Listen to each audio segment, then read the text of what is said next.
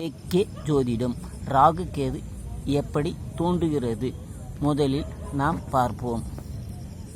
முதலில் சூரியன், சூரியனுக்கு அடுத்ததாக புதன், புதனுக்கு அடுத்ததாக சுக்கிரன், சுக்கிரனுக்கு அடுத்ததாக பூமி. இந்த பூமியைத்தான் நாம் ஜோதிடத்தில் சூரியன் என்று வகைப்படுத்துகிறோம்.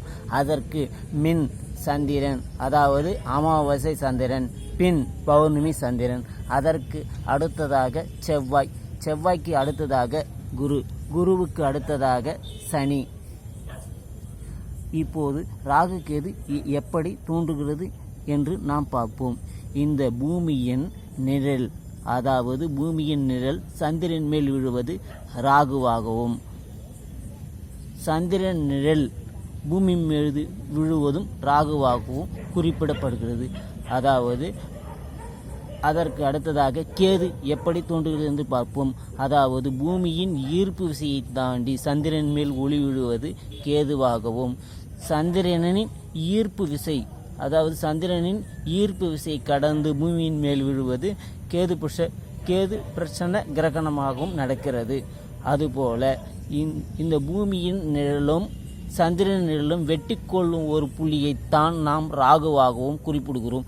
அதனாலே ராகுவோடு சேரும் கிரகங்கள் அதிக பலவீனத்தை அடைகிறது.